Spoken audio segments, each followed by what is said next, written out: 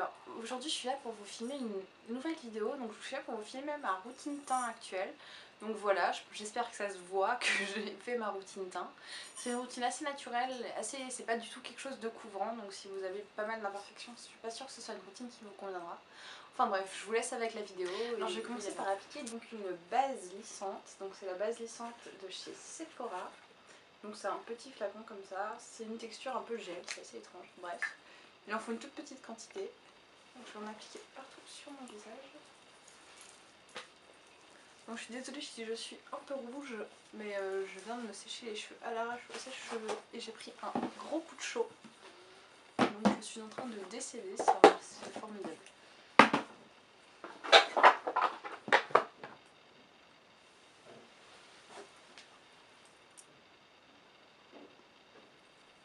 C'est le miroir qui bouge, j'ai l'impression d'être dans le Titanic. C'est magnifique.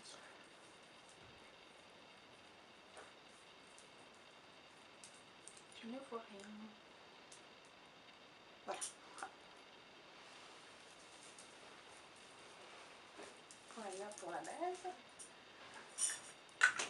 Ensuite, je vais pas utiliser de fond de teint parce qu'en fait, je voulais vous faire une routine qui ressemble vachement à ma routine actuelle. Et dans ma routine actuelle, je ne mets plus de fond de teint. Je vais utiliser la Dream Fresh Bébé de chez Maybelline, qui est donc, comme son nom l'indique, une bébé crème. Et donc, j'ai la teinte claire, je crois. Oui, c'est pas écrit dessus, mais j'ai la teinte claire. Par contre, je vais l'appliquer au pinceau parce qu'il y en a beaucoup qui le font au doigt, mais je trouve que le résultat est beaucoup plus net au pinceau.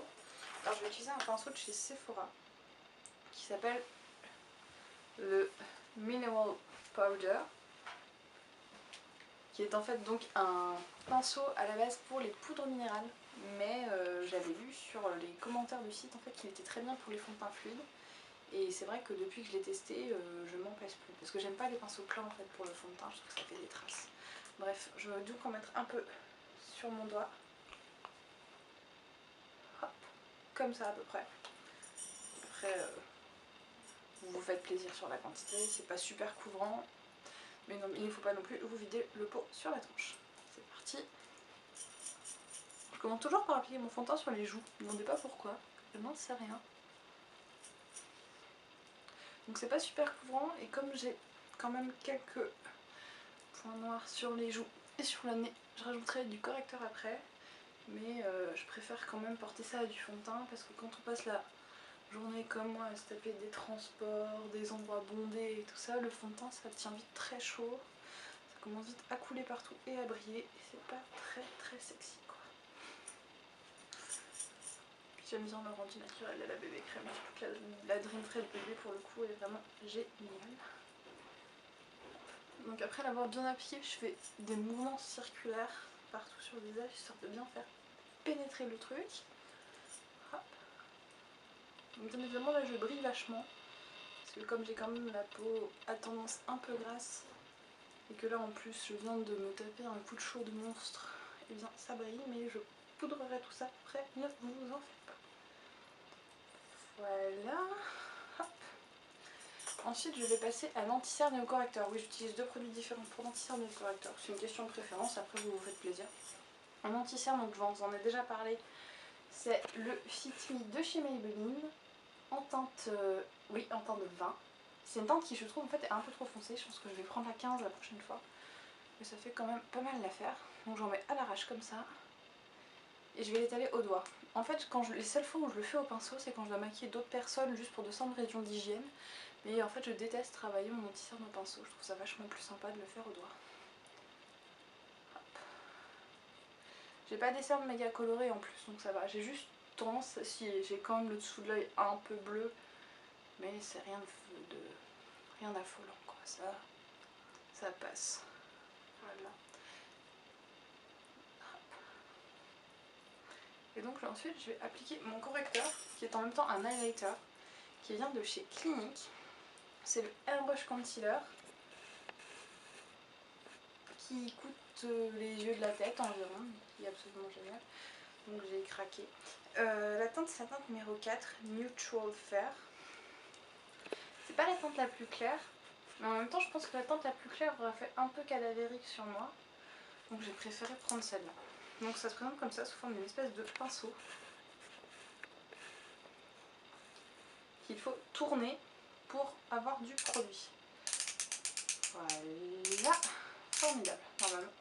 Bon, c'est la première fois que je l'utilise en fait celui-là, parce qu'avant j'en avais un de Sephora, m'avait filé une miniature, et donc que j'ai redonné à Aurore puisqu'elle n'a plus de correcteur.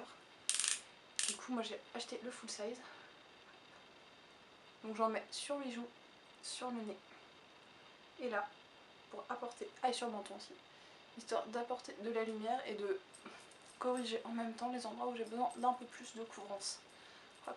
Et j'étale encore ça au doigt, pareil, je vous dis quand je travaille au pinceau, c'est juste quand je travaille sur d'autres personnes, parce que je trouve que c'est des matières qui sont hyper agréables à travailler au doigt et ça va beaucoup plus vite en plus. Donc le matin, je me casse pas la tête à prendre un pinceau. Même si c'est des étapes que je fais pas tous les jours, parce que bon, ça se révèle être un peu long quand j'ai cours quand je dois être partie de chez moi à 7h30, j'ai un peu la flemme. Mais c'est vraiment, je vous fais vraiment la routine complète, histoire que vous ayez une idée, sachant que je passe pas bien sûr par toutes ces étapes tous les jours. Voilà. Donc voilà pour le correcteur. J'ai l'impression d'être toujours super rouge, j'espère que ça ne voit pas trop à la caméra. Ensuite, je vais vous faire un contouring. Oui, je vais faire un contouring. On a la foi. J'ai enfin, donc comme je vous le disais dans la dernière vidéo, je m'étais plantée de bronzer chez Sephora. J'ai racheté le bon, qui est donc en teinte numéro 2 médium, parce que la teinte numéro 1, je la trouvais trop claire pour le contouring, je trouvais qu'on voyait rien. Donc du coup, je vais probablement revendre l'autre, parce qu'il pour le coup, il n'a vraiment aucune utilité. J'ai une technique bien à moi au niveau des pinceaux pour faire mon contouring, parce que je fais avec ce que j'ai, je voulais pas m'acheter un pinceau pour le contour. J'ai trouvé une technique qui marche vachement bien. Alors je commence par utiliser un pinceau fond de teint. Tu vois, c'est un pinceau de chez Fräulein, je crois. Donc je peux pas vous donner la référence ni rien, puisque de toute façon c'est Aurore qui me les a offert pour Noël et qui les vendent que en 7. J'en prends un peu, comme ça, des deux faces. Je tapote. Et je vais venir tracer une ligne, donc au niveau de sous ma pommette, pour creuser un peu et sculpter un peu plus le visage. Bien évidemment, là, la ligne est super marquée, on va pas sortir comme ça, vous vous en doutez bien. Je répète l'opération de l'autre côté. Je fais toujours le poisson, c'est vraiment une technique très très efficace pour bien noter où est l'os de la pommette et donc pour trouver le creux en dessous. Et ensuite avec un pinceau de chez Fräulein, qui est un pinceau à blush. Parce qu'en fait, ce qu'il faut savoir, c'est que les pinceaux de chez Fräulein, les pinceaux fluffy pour le teint, sont pourris. Il faut le savoir, quand on essaie de frotter sur un poudrier pour récupérer de la matière, il n'y a rien qui vient. Par contre, ils estompent relativement bien, donc je vais l'utiliser pour estomper les lignes que j'ai faites.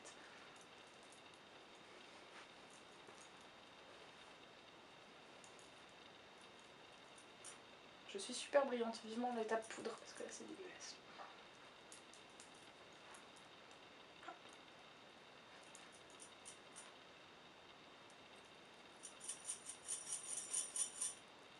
Les bracelets qui font du bruit, c'est formidable. Ça fait une petite musique d'accompagnement, c'est sympa.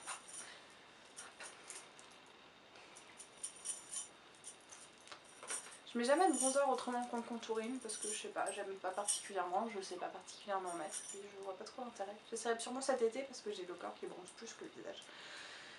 Et donc pour terminer et fixer tout ça, je vais utiliser la Invisible Powder de chez Kiko. Donc c'est une poudre transparente qui a l'air blanche comme ça mais qui est transparente. J'ai une façon aussi très particulière de l'appliquer, vous allez voir. Puisque je prends la petite chose là, de la vapeur de poudre qui sort, et je la tapote direct sur mon visage et ensuite seulement je viens estomper au pinceau. Donc je poudre bien parce que comme vous l'avez remarqué, je brille un peu genre sapin de Noël aujourd'hui. Après vous poudrez évidemment toujours selon vos envies. C'est vrai qu'avoir une petite brillance naturelle sur les joues c'est joli, moi je vous dis que je dépasse de loin le stade de la brillance naturelle, donc je préfère poudrer quitte à venir mettre de l'highlighter après, même si je le ferai pas aujourd'hui parce que j'en ai pas vraiment un qui va bien sur les pommettes. Voilà. Voilà, et je vais terminer par estomper toute la poudre avec mon pinceau poudre de chez Coastal Scents. C'est le BRC N27, donc c'est un gros pinceau poudre en poil naturel. Je le trouve pas encore assez gros, mais ça fait l'affaire. Je me souviens au début quand j'ai eu ce pinceau, je buguais parce que leur manche est extrêmement long.